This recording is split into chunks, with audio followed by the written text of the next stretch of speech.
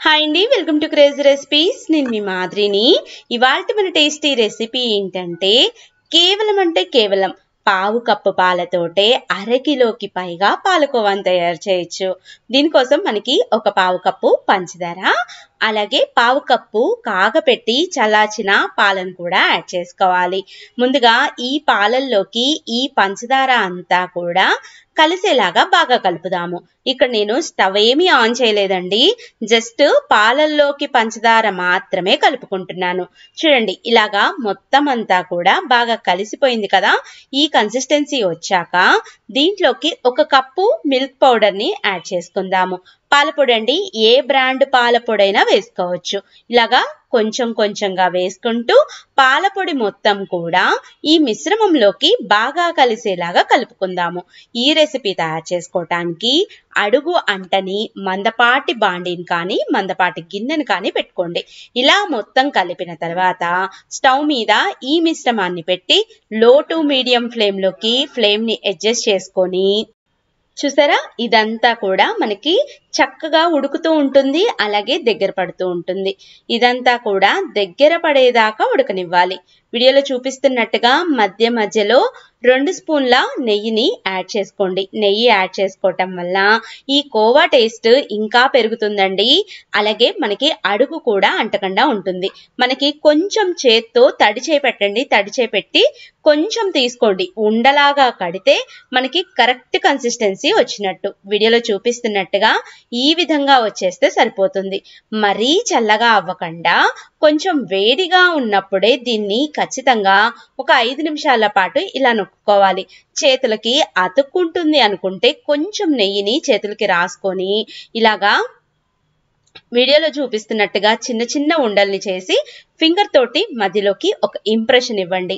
మనకి అచ్చం బయట కొన్న పాలకోవా టేస్టే ఉంటుంది. టేస్ట్ అయితే అద్దరిపోతుందండి. ఒక్కసారి ట్రై చేయండి. మీ పిల్లలకి అందరికీ చాలా బాగా నచ్చుతుంది. గురువారం బాబాకి ప్రసాదంగా అయినా తీసుకెళ్లొచ్చు. వీడియో నచ్చినట్లయితే లైక్ చేయటం, షేర్ చేయటం, ఛానల్ని ఫాలో అవ్వటం అస్సలకి మర్చిపోవద్దు. Thank you, bye bye. Hi అండి, వెల్కమ్ టు క్రేజీ రెసిపీస్. నేను మీ మాదిరిని. ఇవాల్టి మన రెసిపీ ఏంటంటే సంక్రాంతి అంటేనే పిండి వంటలు కదండి.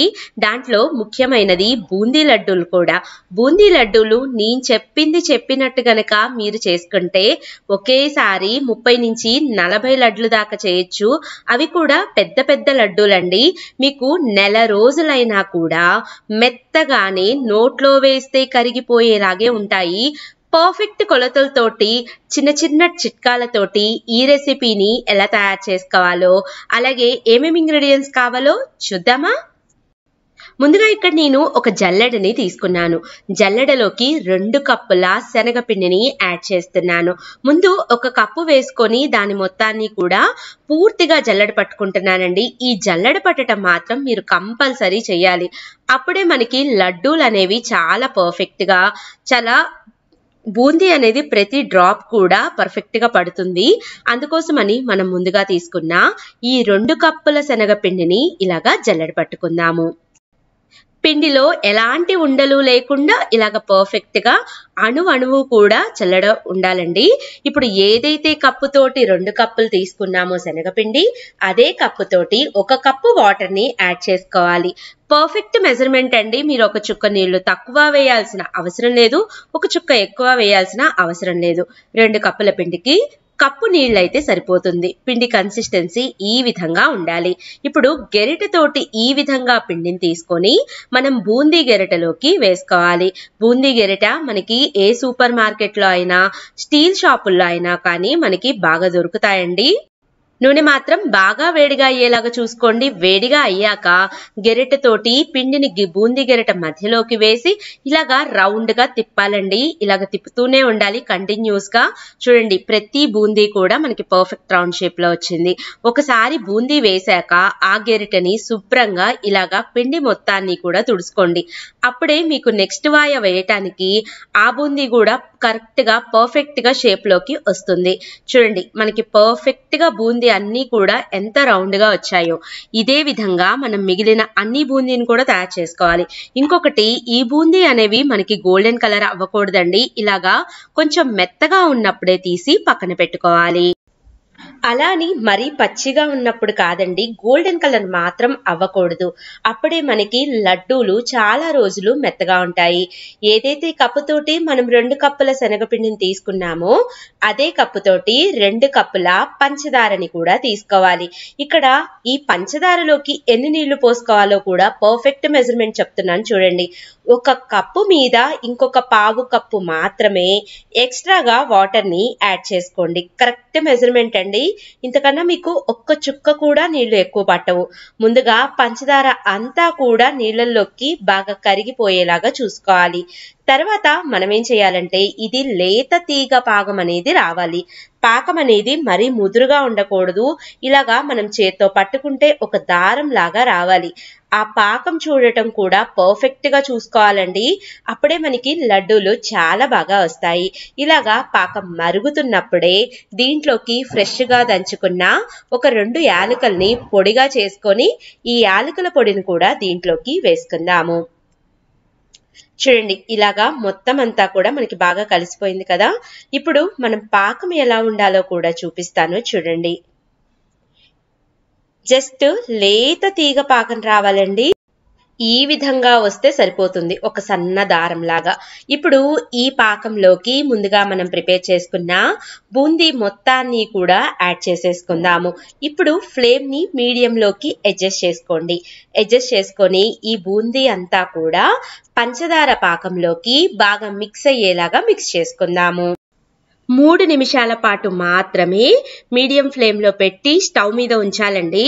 తర్వాత స్టవ్ ఆఫ్ చేసేసి దీని మొత్తాన్ని కూడా కింద పెట్టుకోవాలి. ఆ పాకం ఆ వేడికే బూందీ అంతా కూడా పీల్చేస్తుంది. పైన పెడితే మళ్ళీ మీకు పాకం అనేది గట్టిగా అయిపోతుంది. చూడండి, ఈ కన్సిస్టెన్సీకి రాగానే మీరు కింద పెట్టేసేయండి. ఇప్పుడు లడ్డూ చుట్టడానికి మీకు రాదండి. దీని మీద మూత పెట్టేసి గోరువెచ్చగా అయ్యేదాకా బూందీని వదిలేద్దాము.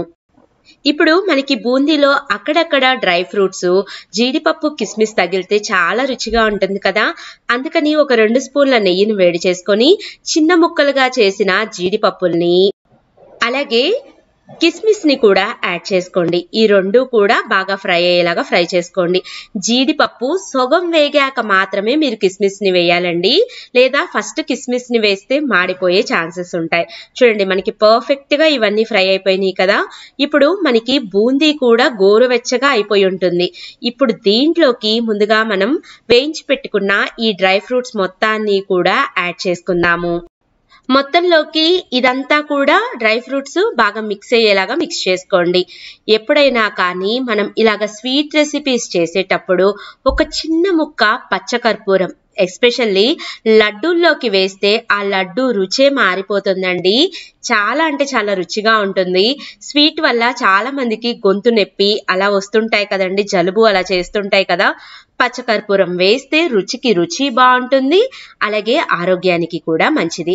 ఇప్పుడు బూందీలు తయారు చేయడానికి ముందుగా మనం ప్రిపేర్ చేసుకున్న ఈ లడ్డూలను తీసుకొని 2 చేతుల మధ్యలోకి పెట్టుకొని ఇలాగా రౌండ్ గా చుట్టుకోవాలి. ఇదే విధంగా మనం మిగిలిన అన్ని లడ్డూలని కూడా ఒకేసారి ప్రిపేర్ చేసుకుందాము. చూడండి, ఎంత సింపుల్ గా ఈజీగా మనం బూందీ లడ్డూల్ని తయారు చేసుకున్నామో. చాలా అంటే చాలా టేస్టీగా ఉందండి, మెత్తగా కూడా ఉన్నాయి. నేను చెప్పిన టిప్స్, కొలతలు అన్నీ ఫాలో అయ్యి మీరు కనుక తయారు చేస్తే కొత్తగా పెళ్లిళ్ళైన వాళ్ళు, బ్యాచిలర్స్ కూడా ఈ వీడియో చూసి పర్ఫెక్ట్ గా మీరు ఈ వంటని తయారు చేసేస్తారు. అంత టేస్టీగా ఉన్నాయి. తప్పకుండా మీరు ట్రై చేయండి, మీకు చాలా బాగా నచ్చుతాయి. ఏదైనా గాలిపోని ఎయిటెడ్ డబ్బాలో పెట్టుకుంటే మీకు ఈ లడ్డూలు నెల రోజులైనా కూడా మెత్తగా నోట్లో వేస్తే అలా కరిగిపోయేలాగా ఉంటాయండి. తప్పకుండా ట్రై చేయండి, మీకు కూడా చాలా అంటే చాలా బాగా